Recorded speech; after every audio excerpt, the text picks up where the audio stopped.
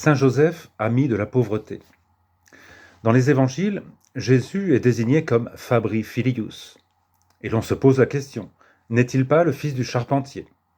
Ainsi, Saint Joseph, père putatif de notre Seigneur, est connu par son métier, charpentier, artisan. Il en découle que Saint Joseph ne fait pas partie de la catégorie des nantis et des hommes qui n'ont pas le souci de devoir travailler pour subvenir aux besoins de leur famille. Saint Joseph se trouvait au contraire contraint de travailler de ses mains, de mettre en œuvre un savoir-faire et d'exercer un art laborieux. Tous les auteurs sont d'accord sur ce point. Au siècle où vécut Saint Joseph, comme dans l'Antiquité hébraïque la plus reculée, les descendants des rois vivaient dans une heureuse simplicité. Avant la captivité à Babylone, les chefs de famille étaient astreints à la dure nécessité du travail, est-il dit. Après les calamités, la situation devint plus pénible encore. Mais au milieu de ces difficultés et des misères dans lesquelles vivaient ces patriarches, ils gardaient la vive fierté de leur généalogie. Et Saint Joseph, descendant de David, et vivant dans la médiocrité, il faut entendre par là modestie d'une vie laborieuse, partageait le sort commun à beaucoup d'autres. Ainsi, Saint Joseph subvenait aux besoins de la Sainte Famille par son travail. Ainsi peut-on dire que pour lui, la pauvreté a été vécue. Il ne s'agit pas là d'une pauvreté misérable, comme pourrait la décrire Zola, mais d'une simplicité de vie au village de Nazareth. D'ailleurs, il se disait au temps de Jésus, que peut-il sortir de bon de Nazareth?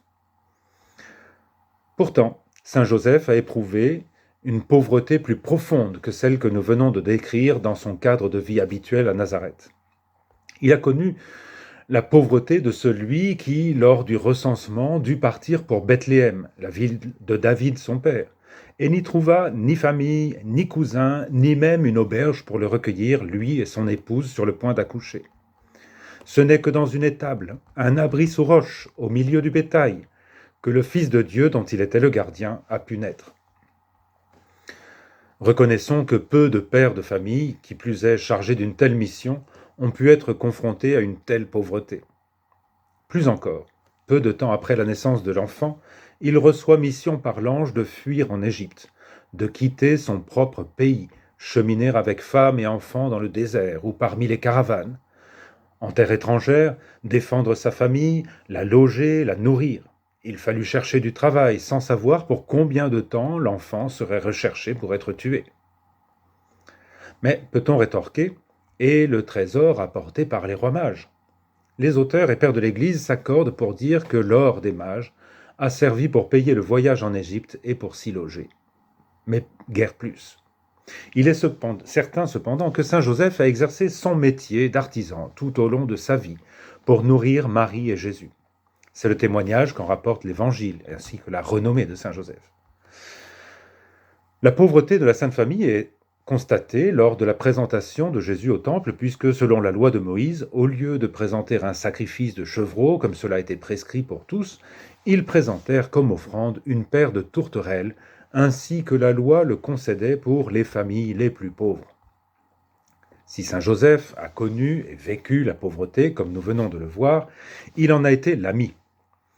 Cet état d'esprit vis-à-vis de la pauvreté rejoint ce que nous demandons comme fruit du mystère lors de la récitation du rosaire à la 3e dizaine du mystère joyeux, considérant Noël et l'esprit de pauvreté. Cela consiste en un détachement des biens matériels et terrestres pour s'attacher à Jésus. Joseph était, on le pense bien plus attaché à Jésus, dont il avait la responsabilité, qu'à tous les biens matériels. D'ailleurs, Jésus lui-même nous met en garde contre la richesse, rappelant qu'il est plus difficile à un riche d'entrer dans le royaume des cieux qu'à un chameau de passer par le trou de l'aiguille. Du moins, il s'agit de la porte portant ce nom. Petite porte des murailles de Jérusalem. Les richesses sont un frein à la vie spirituelle. Et celui qui cherche la perfection, qui cherche à suivre le Seigneur de plus près, se prive librement et volontairement des biens sensibles de ce monde. Le pape Jean-Paul II, dans l'encyclique Redemptor Hominis, parle des richesses comme d'un esclavage et estime que l'exigence évangélique de la pauvreté préserve des attitudes individualistes et égoïstes. Attention, il ne s'agit pas ici de la lutte des classes marxistes qui opposeraient riches et pauvres. La congrégation de la doctrine de la foi, en 1984, mettait en garde de ne pas confondre par un faux amalgame entre le pauvre de l'écriture et le prolétariat de Marx. Il s'agit ici du choix de la pauvreté en vue du royaume. C'est ainsi que les religieux s'engagent à suivre le Seigneur au plus près et forment ce vœu de pauvreté, en suivant le conseil évangélique et la béatitude « Bienheureux les pauvres en esprit, le royaume de Dieu est à eux » Matthieu 5, 3.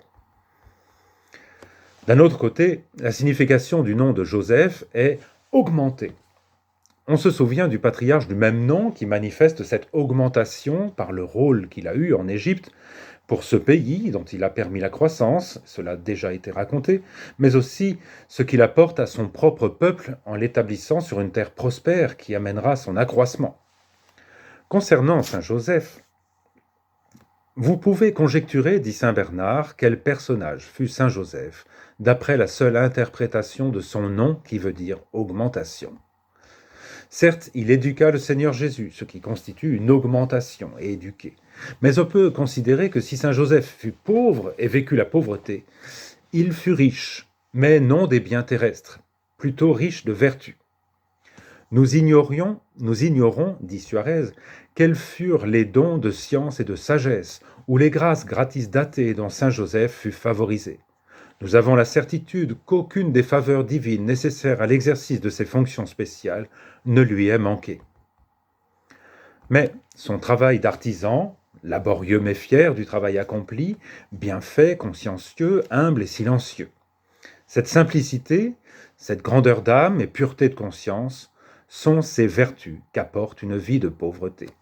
Pauvreté de soi-même qui permet de recevoir les richesses de celui qui est le tout autre. Sa richesse était en fait le Seigneur qui l'a porté dans ses bras, ainsi que l'exprime de façon si émouvante la prière de préparation à la messe. Ô bienheureux homme, bienheureux Joseph, à qui il a été donné non seulement de voir et d'entendre, mais de porter, de baiser, de vêtir et de garder ce Dieu que beaucoup de rois ont voulu voir et n'ont pas vu, entendre et n'ont pas entendu. La prière continue ainsi. Nous demandons qu'à l'imitation du bienheureux Joseph, qui a mérité de tenir avec révérence et de porter dans ses mains votre divin Fils, nous servions aussi vos saints autels avec pureté de cœur et innocence en nos œuvres. Nous terminerons avec ce qu'en dit saint François de Sales dans son 19e entretien sur les vertus de saint Joseph. Ô combien ce grand saint fut admirable en cette vertu d'humilité. Il ne se peut dire selon sa perfection, car, nonobstant ce qu'il était, en quelle pauvreté et en quelle abjection ne vécut-il pas tout le temps de sa vie? Pauvreté et abjection sous laquelle il tenait cachées et couvertes ses grandes vertus et dignités. Mais quelle dignité, mon Dieu, être gouverneur de notre Seigneur, et non seulement cela, mais être encore son Père putatif, mais être époux de sa très sainte mère. Oh, vraiment, je ne doute nullement que les anges, ravis d'admiration, ne vinssent troupe à troupe le considérer et admirer son humilité lorsqu'il tenait ce cher enfant dans la pauvre boutique, où il travaillait de son métier pour nourrir et le fils et la mère qui lui étaient commis.